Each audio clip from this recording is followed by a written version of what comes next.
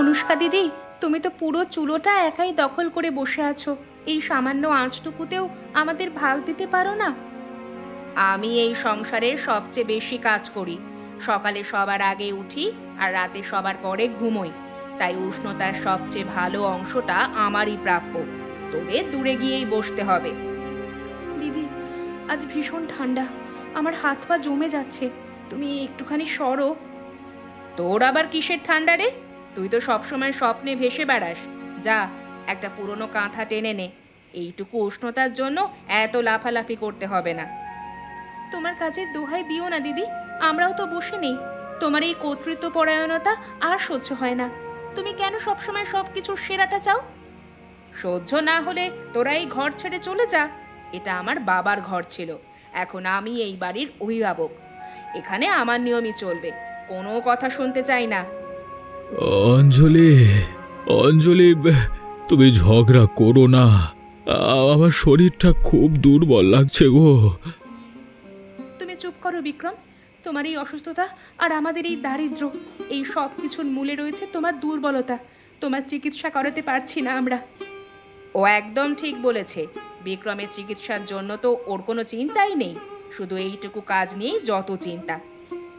দিদি থামো, বিক্রম তার কষ্ট হচ্ছে। এই ঝগড়া থামাও তোমরা। ঝগড়া ও শুরু করেছে। এই সামান্য উষ্ণতাকে কেন্দ্র করে ওর এত অহংকার। এটা অহংকার নয় অঞ্জলি, এটা আমার অধিকার। এই ঘরে আমার অধিকার সবার ওপরে। তোরা কোনোভাবেই এই অধিকার অস্বীকার করতে পারিস না। দেখবো দেখবো তোমার অধিকার কতদিন টিকে থাকে।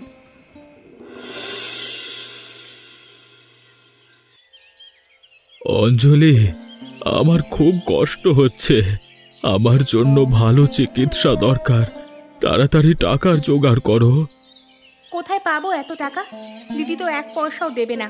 তার কাছে শুধু নিজের কর্তৃত্বই সব। আমাদের সামান্য রোজগারে কি হবে? আমাদের পুরনো বন্ধু ভাস্কর বাবু, তার কাছ থেকে একবার ধার করে দেখো। আর সহ্য হচ্ছে না গো। ভাস্কর বাবু? তার কাছ থেকে ধার নিলে সুদে আসলে শোধ করতে হবে। যদি তোমার কিছু হয়ে যায়? না, কিচ্ছু হবে না তোমার। আমি টাকা জোগাড় করবই।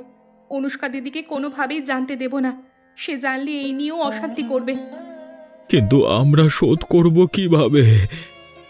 শোধ করার ব্যবস্থা আমি করব। তুমি শুধু তাড়াতাড়ি ভালো হয়ে যাও। তোমার চিকিৎসার জন্যই তো আমি এত কিছু করছি।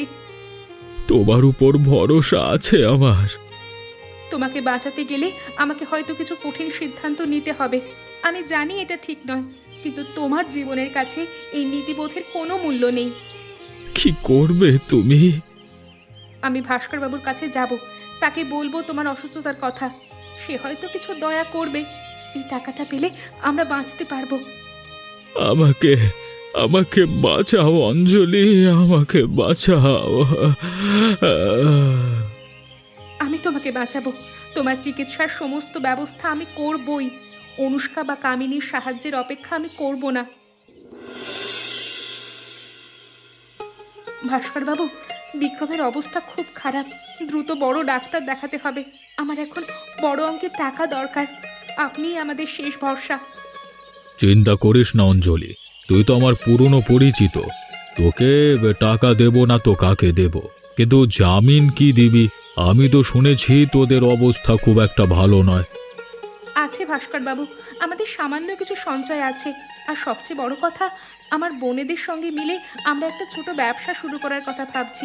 আমি কথা দিচ্ছি, আপনার টাকা সুদে আসলে শোধ করে দেব। সঞ্চয়? ঠিক আছে, আমি তোর স্বামীর চিকিৎসার জন্য মানবিক কারণে দিচ্ছি, কিন্তু শর্ত একটাই, ঠিক সময়ে শোধ না দিতে পারলে আমাকে কিন্তু কঠিন হতে হবে। ঠিক সময় শোধ করব, বিশ্বাস করুন। আপনি আমাদের পাশে না দাঁড়ালে বিক্রম যে বাঁচবে না। এই টাকাই আমাদের জীবন। দিদি, বাবু যে টাকা দিলেন সেটা পুরোপুরি চিকিৎসায় লাগাবেন তো? হ্যাঁ, অবশ্যই। তুমি চিন্তা করো না। বিক্রম ভালো হলেই তোমার বাবুকে তার টাকা ফিরিয়ে দেব। এখন আমাকে তাড়াতাড়ি যেতে হবে। সাবধানে যাস, আর মনে রাখিস, আমার কাছে সময় মানেই টাকা। সময় মতো শোধ করবি। বিক্রমের চিকিৎসার জন্য এতটুকুই যথেষ্ট, বাকিটা আমার নিজের জন্য। এই টাকা দিয়ে আমি অনুষ্কার মতো বিলাসিতা করতে পারবো। এখন অনুষ্কা আমার ওপর আর খবরদারি করতে পারবে না। অঞ্জলি, উপার্জনের ভাগ সমান হবে কেন? আমি বেশি সময় দিই, আমার ভাগে বেশি টাকা আসবে, এটাই স্বাভাবিক। তুমি শুধু হিসেব রাখো আর কর্তৃত্ব করো, আসল কাজ তো আমরা করি। তুমি সবসময় তোমার সুবিধাটা দেখবে, এটা তো হতে পারে না। দিদি, তোমরা কি নিয়ে ঝগড়া করছো? আমি শাড়িটা শুকাতে দিলাম। তুই চুপ কর, চুপ করে তোর নিজের কাজ কর কামিনী। তুই তো এই ঝগড়ার কিছুই বুঝিস না। ওকে চুপ করতে বলছো কেন? ও ঠিকই বলেছে। তোমার আর কামিনীর মতো স্বপ্নে বিভোর থাকার সময় আমার নেই। আমাকে সংসারের কথা ভাবতে হবে। দিদি, দিদি, আগুন, আগুন লেগে গেছে। ওরে বাবা, আমাদের সঞ্চয়ের ভাড়ার তো ওইখানেই ছিল, তাড়াতাড়ি নেভা। সর্বনাশ হলো, এই শীতে এই ঘরটুকু যদি পুড়ে যায়, কি করব এখন আমরা? সব পুড়ে গেল রে দিদি, সব শেষ। এইটাই তোর অসাবধানতার ফল কামিনী, তোর জন্যই সব শেষ হলো। এখন একে অপরের উপর দোষ চাপিয়ে লাভ নেই, চরম আর্থিক ও মানসিক পতন হলো আমাদের। আমি আর এইসব সহ্য করতে পারছি না। এই সামান্য সঞ্চয়টুকু আমরা রাখতে পারলাম না। কামিনী, তুই এত অসাবধান কেন? আমি বুঝতে পারিনি দিদি, আমি শুধু চেয়েছিলাম শাড়িটা তাড়াতাড়ি শুকিয়ে যাক। এখন কি হবে আমাদের? বিক্রমের চিকিৎসার জন্য তো আরো টাকার প্রয়োজন। এই আগুনের সব আশা শেষ করে দিল। তোর সব সময় শুধু নিজেরই চিন্তা। এখন আমাদের কোথায় ঠাঁই হবে? এই শীতকালে আমরা কি খোলা আকাশের নিচে থাকবো? ঝগড়া করো না, যা ক্ষতি হবার হয়ে গেছে গো। তুমি চুপ করে বিশ্রাম নাও বিক্রম, তোমার শরীরের দিকে খেয়াল রাখো। এখন আমাদের ঘুরে দাঁড়ানোর কথা ভাবতে হবে। ঘুরে দাঁড়ানো কিভাবে? আমাদের কাঁথা সেলাই বা পিঠা তৈরি করার এই সামান্য দক্ষতা দিয়ে কি এই ক্ষতিপূরণ হবে? আমাদের তো পুঁজিটুকুও নেই এখন। দিদি, আমরা যদি সবাই মিলে কাজ করি একসাথে। তুই আর একসাথে কাজ করার কথা বলিস না। তোর একার ভুলে এই অবস্থা। আমি আর কাউকে বিশ্বাস করি না। আমি একা রোজগার করব। একা? তোমার অহংকার তোমাকে একা করে দেবে দিদি। তুমি ভুলে যাচ্ছ আমরা অভাবের মুখে দাঁড়িয়ে আছি। আমি একাই যথেষ্ট। আমি দেখিয়ে দেব আমি কি করতে পারি। এবার দিদি একা কাজে নেমে ব্যর্থ হবেই, তখন আমি সুযোগ নেব। আমার ঋণের কথা আপাতত চেপে যাওয়াই ভালো।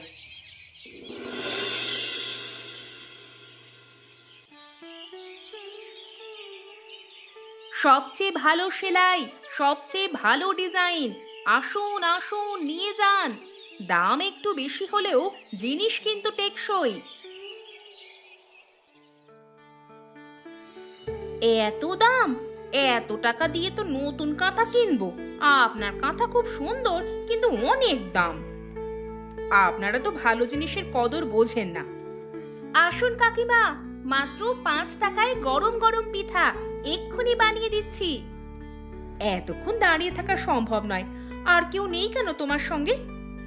আছে কাকিমা, কিন্তু তারা অন্য কাজ করছে। আপনি একটু অপেক্ষা করুন। আমার এই সামান্য জিনিসপত্র কেউ কিনছে না কেন? একা একা এই বাজারে কিছু করা সম্ভব নয়। কি হলো, তোর পিঠা বিক্রি হচ্ছে না কেন রে? তুই তো খুব চালাক। তুমি তো তোমার কাঁথা বিক্রি করে খুব লাভ করেছো। তোমার অহংকারের জন্য কেউ তোমার কাছে ঘেঁষছে না। আমার দাম ঠিকই আছে, তোরা সস্তা জিনিস বিক্রি করে লাভ করার চেষ্টা করছিস। দিদি, আমরা এভাবে একা একা কিচ্ছু করতে পারবো না। কেউ আমাদের দিকে তাকাচ্ছে না। চুপ কর কামিনী, আমি হাল ছাড়ছি না। তোমার এই একা থাকার মানসিকতাটাই আমাদের ডুবিয়ে দেবে। আমরা সবাই ব্যর্থ হচ্ছি। বিক্রমের কাশি আরো বাড়ছে। আজকের দিনে আমরা একটা পয়সাও রোজগার করতে পারিনি। এভাবে চললে সবাই না খেতে পেরে মরবো। বাজারে সব লোকই সস্তা খোঁজে, আমার ভালো কাঁথার কদরই বোঝে না। দিদি, বাজারের লোক কেন, আমরাও তো এখন সস্তা খুঁজছি। আমাদের এখন ভালো জিনিসের থেকেও বাঁচার উপায় দরকার। তাহলে কি করতে বলিস? তোর কোনো বুদ্ধি আছে? আমি একটা কথা ভাবছিলাম, আমরা তো সবাই মিলে একসময় খুব ভালো কাজ করতে পারতাম। আমাদের দক্ষতাগুলো যদি একসঙ্গে কাজে লাগাই। কি বলতে চাস পরিষ্কার করে বলতো? আমি ভালো সেলাইয়ের নকশা করতে পারি, অঞ্জলি দিদি খুব ভালো সুস্বাদু পিঠা তৈরি করতে পারে, আর অনুষ্কা দিদি, তুমি তো খুব ভালো হিসাব রাখতে পারো আর দাম ঠিক করতে পারো। আমরা একসঙ্গেই শুরু করেছিলাম। একসাথে? তার মানে আমাকে আবার তোদের কর্তৃত্ব মেনে নিতে হবে? এটা কর্তৃত্ব নয় দিদি, এটা বাঁচার জন্য একতা। তুমি একা কাজ করে তো ব্যর্থ হয়েছো, এবার চেষ্টা করে দেখোই না। তোমরা এক হও, আমার জন্য এক হও। ঠিক আছে, তোমাদের কথা আমি মানছি, কিন্তু আমার একটা শর্ত আছে। লাভের বেশিরভাগ অংশ আমার ভাগে আসবে, আর হিসেবের দায়িত্ব সম্পূর্ণ আমার। লাভের বেশিরভাগ? ঠিক আছে, আপাতত রাজি হচ্ছি, কিন্তু কোনো চালাকি করলে আমি ছাড়বো না। ধন্যবাদ দিদি, এবার আমরা ব্যবসায় সফল হবই। এই কাঁথাগুলো কামিনীর নিজের হাতে নকশা করা। এমন সেলাই গোটা বাজারে পাবেন না। দামটা একটু বেশি হলেও ঠকবেন না। বাহ, আগের দিন যে কাঁথা দেখেছিলাম তার চেয়ে এটা অনেক সুন্দর। তা দাম কত? মাত্র 200 টাকা। ঠিক আছে, একটা দিন। গরম গরম পিঠা নিন কাকিমা, খেয়ে দেখুন, এমন স্বাদ আর কোথাও পাবেন না। হ্যাঁ মা, তোমার হাতের পিঠার স্বাদই আলাদা। 3 জন মিলে কাজ করলে ফল তো ভালো হবেই। দেখলে ভোলা, এদের তো ভালোই রোজগার হচ্ছে। অঞ্জলিকে টাকা দিয়ে ভালো কাজই করেছি। হ্যাঁ বাবু, এরা নিশ্চয়ই তাড়াতাড়ি আপনার ঋণ শোধ করে দেবে। হ্যাঁ, দেখা যাক, এত সহজে বিশ্বাস করা যায় না। দিদি, আমাদের কাঁথা আর পিঠা সব বিক্রি হয়ে যাচ্ছে। আমাদের ব্যবসা সফল হয়েছে। হ্যাঁ, ঠিকই বলেছিস। এখন থেকে আমাদের আর অভাব থাকবে না। এবার সত্যি সত্যি আমাদের আত্মনির্ভরশীলতার উত্থান হলো। সবাই মিলে কাজ করলে কি না করা যায়। চল, এবার সবাই মিলে বাড়িতে ফিরে যাই। আবার না হয় কালকে আসবো, এখন অনেক হিসাব করা বাকি আছে। এই এসেছে হিসেবের পালা, এবার দেখবে কত গন্ডগোল শুরু হয়। আমি তো ঠিকই আছি, তোমরা দুজনে ঝামেলা না করলেই হলো। অঞ্জলি, কামিনী, দেখ বাজারে কি সুন্দর শাড়ি এসেছে। এই শাড়িটা আমার জন্য একদম উপযুক্ত। দিদি, এত বিলাসিতা কেন করছো? তুমি ভুলে যাচ্ছ আমাদের এখনো অনেক অভাব আছে, আর বিক্রমের চিকিৎসা তো বাকিই রয়ে গেল। আমি এই ব্যবসার সবচেয়ে গুরুত্বপূর্ণ অংশ সামলাই, হিসেব রাখা আর দাম ঠিক করা। এটা কি কম কাজ নাকি? আমার ভাগে বেশি টাকা এসেছে তাই আমি কিনেছি। দিদি, এত দামি জিনিস কেনার কি দরকার ছিল? আমরা তো ঠিক করেছিলাম সব টাকা একসঙ্গে রাখবো। আমি তোদের শর্ত মানতে বাধ্য নই। আমার রোজগারের ওপর আমার পূর্ণ অধিকার আছে। আমি নিজের জন্য আরো বেশি কিছু সুবিধা দাবি করি। এটাই তোমার নতুন বিপদ। তোমার এই লোভ আবার আমাদের পারিবারিক বিবাদ সৃষ্টি করবে। এই যৌথ ব্যবসা তোমার জন্য নয়, আমার জন্যই এই ব্যবসাটা চলছে। তোরা দুজন শুধু সেলাই আর পিঠা বানাস। আমি না থাকলে তোরা 1 পয়সাও রোজগার করতে পারতি না। তোমার এই বিলাসিতা আর একাধিপত্য আমাদের ব্যবসায় আবার পতন ডেকে আনবে। তুমি শুধু নিজের কথাই ভাবো। আমার যা খুশি আমি তাই করব।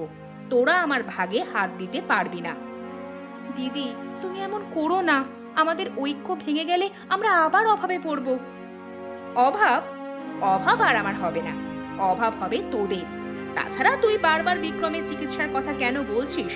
বিক্রমের চিকিৎসার ব্যবস্থা তুই করবি, আমরা নই। আমরা আমাদের কষ্টের টাকা দিয়ে বিক্রমের চিকিৎসা কেন করাবো? এত বড় একটা কথা তুমি বলতে পারলে দিদি? বলবো না কেন? তখন তো বারবার করে বলেছিলাম এই চাল চুলোহীন ছেলেটাকে বিয়ে করিস না। আমার কথা তো শুনলি না, এখন বোঝ কেমন লাগে। তুমি এসবে কি বুঝবে? তুমি শুধু চেনো নিজের স্বার্থ। এই কারণেই তোমার এখনো বিয়ে হয়নি, আর আমি বিয়ে করে ঘর সংসার করছি। দেখো, সারা জীবন তোমার এই স্বার্থের জন্য তোমার সংসারটাও হবে না, আর সংসার হলেও সেটা ভেঙে যাবে। দিদি, তুমি যে অতিরিক্ত সুবিধা দাবি করছো সেটা এই মুহূর্তে আমি দিতে পারবো না। আমাদের এই মাসের যৌথ তহবিল থেকে আমি টাকা বের করছি। কি? কেন বের করেছিস? তুই কে টাকা বের করার? আমাকে না জানিয়ে এমন কাজ কেন করলি? বিক্রমের শরীর আরো খারাপ হয়েছে, চিকিৎসার জন্য এই টাকাটা খুবই জরুরি ছিল। মিথ্যা কথা বলিস না। বিক্রমের চিকিৎসার জন্য তো এত টাকা লাগে না। তুই নিশ্চয়ই নিজের জন্য কিছু করেছিস। আমি নিজের জন্য কিছুই করিনি। তুমি যেমন তোমার বিলাসিতার জন্য টাকা খরচ করো, আমিও তেমনি বিক্রমের জন্য খরচ করছি। তুই তোর স্বামীর অসুস্থতাকে ঢাল হিসেবে ব্যবহার করছিস। আমি জানি তুই কোনো গোপন চাল চেলেছিস। গোপন চাল নয়, এটা আমার বাধ্যবাধকতা। তোমার মতো শুধু নিজের বিলাসিতার কথা আমি ভাবি না। আমাকে সব হিসেব দে, আমি দেখতে চাই তুই কোথায় কত খরচ করেছিস। হিসেব তোমাকে দেব না, তুমি তো শুধু টাকা নিয়ে বিলাসিতা করবে। এই টাকা দিয়ে আমি বিক্রমকে সারিয়ে তুলব। তোর এই কাজ আমাদের যৌথ ব্যবসায় আবার পতন আনবে। পতন? পতন তো তোমার অহংকারের হচ্ছে।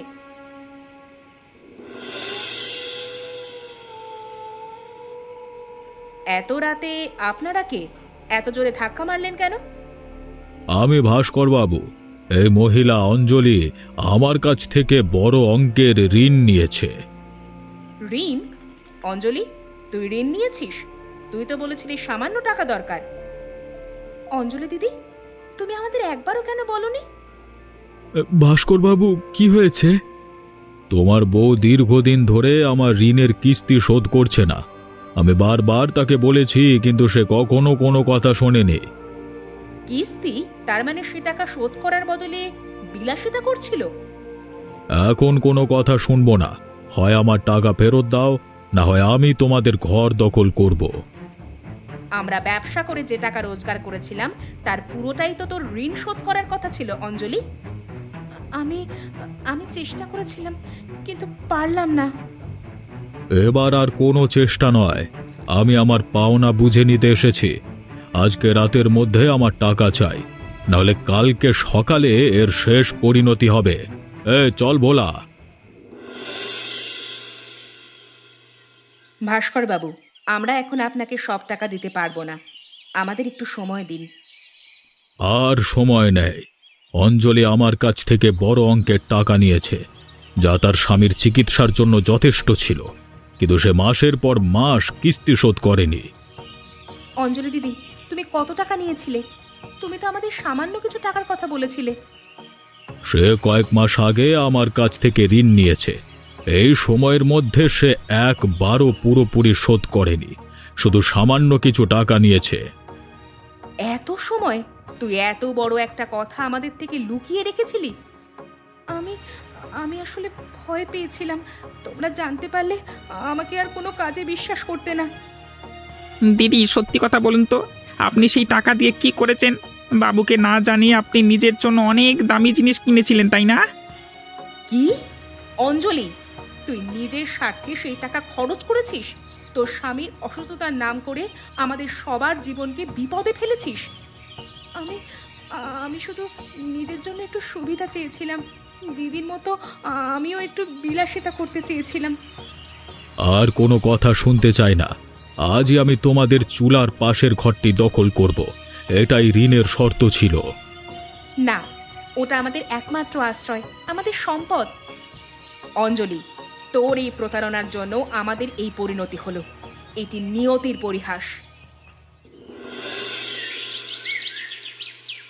ভাস্কর বাবু, আপনি আমাদের এইটুকু আশ্রয় কেড়ে নেবেন না। আমরা আপনাকে বলছি, কাজ করে টাকা শোধ করে দেব। না, এখন আর কোনো কথা হবে না। চুক্তি অনুযায়ী এই ঘরটি আমার। বলা, সব জিনিসপত্র বের করে দে। আমাদের সেই সম্বলটুকু কেড়ে নেবেন না, এটা আমাদের মায়ের স্মৃতি। আবেগ দেখিয়ে লাভ নেই। তোমাদের বোন এই বিপদ ডেকে এনেছে। চুক্তি অনুযায়ী কাজ হবে। আমি আমি খুব ভুল করেছি। আমার জন্য তোমাদের আজ ঘর হারাতে হচ্ছে। আমাকে ক্ষমা করো। ঘর চলে যাচ্ছে, আমাদের ঘরটা। বিক্রম, তুমি তোমার বউকে সামলাতে পারোনি কেন? আমার কোনো দোষ নেই, আমি অসুস্থ। এখন আর কোনো কথা নয়, এই ঘর এখন আমার। তোরা সবাই এমন মন খারাপ করে বসে আছিস কেন? কি হয়েছে রে তোদের? কাকিমা, অঞ্জলির ভুলের জন্য আমাদের ঘর কেড়ে নিয়েছে ভাস্কর বাবু। এখন আমাদের থাকার কোনো জায়গা নেই। ভাস্কর, এ কি করেছো তুমি? এরা তো সব গরিব মানুষ। এদের ঘর কেড়ে নিতে তোমার একটুকু কষ্ট হচ্ছে না? কাকিমা, আপনি এসবের মধ্যে আসবেন না। এটা আমাদের দেনা পাওনার ব্যাপার। চুক্তি অনুযায়ী কাজ হচ্ছে। চুক্তি? তো মানুষের জন্য। তুমি কি মানুষ নও? এই নাও, এই সামান্য কিছু টাকা আমি জমিয়েছিলাম, এটা দিয়ে বাকি ঋণটুকু মিটিয়ে দাও। কাকিমা, আপনি কেন এরা আমার নাতনির মতো, যা হয়েছে ভুলে যাও। এদের এই বিপদের দিনে একজন মানুষকে তো পাশে দাঁড়াতে হবে। কাকিমা, আপনি আমাদের জন্য এত বড় ত্যাগ করছেন? কাকিমা, আপনি আমাদের চোখে আঙুল দিয়ে দেখিয়ে দিলেন মানবিকতা কি জিনিস। আমি লজ্জিত। আপনার এই সাহায্য আমরা কখনো ভুলবো না। আপনার কারণে আমরা আমাদের মায়ের শেষ স্মৃতিটা রাখতে পারলাম। ঠিক আছে কাকিমা, আপনার অনুরোধে আমি এই সামান্য টাকা নিচ্ছি, কিন্তু ঘরটা আমি ছাড়তে পারবো না।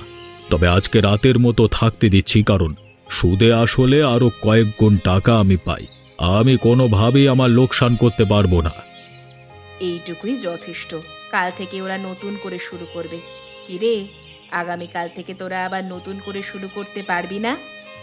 এবার যখন আমাদের চোখ খুলে গেছে আর এত বড় একটা সমস্যার সম্মুখীন হয়েছি, আগামীকাল থেকে অবশ্যই আমরা নতুনভাবে শুরু করতে পারবো। এই চুলার ছাই আর নষ্ট হয়ে যাওয়া উপকরণ দিয়ে আমরা নতুন ঘর তৈরি করছি। একদিন এই চুলার উষ্ণতা নিয়ে আমরা কত ঝগড়া করতাম। হ্যাঁ দিদি, সেই আগুন আমাদের অনেক কিছু কেড়ে নিলেও আমাদের মধ্যেকার বিভেদ পুড়িয়ে দিয়েছে। কাকিমা আমাদের শিখিয়েছেন জীবনের আসল উষ্ণতা আসে একতা আর সহানুভূতি থেকে। এই ঘর আর শুধু আমাদের উষ্ণতার উৎস নয়, এটা আমাদের নতুন জীবনের প্রতীক, আমাদের উত্তরাধিকার। তোরা এখন ভুল থেকে শিক্ষা নিয়েছিস, একে অপরের পাশে থাকিস, এটাই আসল ঘর। অঞ্জলি, কামিনী, আমরা আবার কাঁথা সেলাই আর পিঠা তৈরি শুরু করব, কিন্তু এবার লাভের টাকা দিয়ে আমরা সবার আগে কাকিমার ঋণ শোধ করব। অবশ্যই দিদি, আর আমরা কখনো একে অপরের থেকে কিচ্ছু লুকাবো না। একসাথে কাজ করে আমরা ভাস্কর বাবুর পুরো ঋণ শোধ করব। আর এবার বিক্রম দাদার চিকিৎসার ব্যাপারটার দিকেও আমাদের নজর রাখতে হবে। আমি কথা দিচ্ছি, আমার ভাগে যত টাকা আসবে সব দিয়ে আমি বিক্রমের চিকিৎসার ব্যবস্থা করব। বিক্রমের চিকিৎসার ব্যবস্থা হয়ে গেলে বিক্রম সুস্থ হয়ে উঠবে। এরপর বিক্রম নিজেই কাজ করে এই সংসারের হাল ধরতে পারবে। আমি শুধু এটুকুই চেয়েছিলাম। এরপর থেকে তোমাকে লুকিয়ে লুকিয়ে নিজের শখ পূরণ করতে হবে না, বিক্রম দাদাই তোমার সমস্ত শখ পূরণ করতে পারবে। যাই হোক, এত বাধা বিপত্তির পরেও অন্তত আমরা আমাদের এই চুলোর পাশের ঘরটা তো ফিরে পেলাম, এটাই আমাদের জন্য অনেক। এমন মজার মজার গল্প দেখতে আমাদের চ্যানেলকে সাবস্ক্রাইব করতে ভুলবেন না।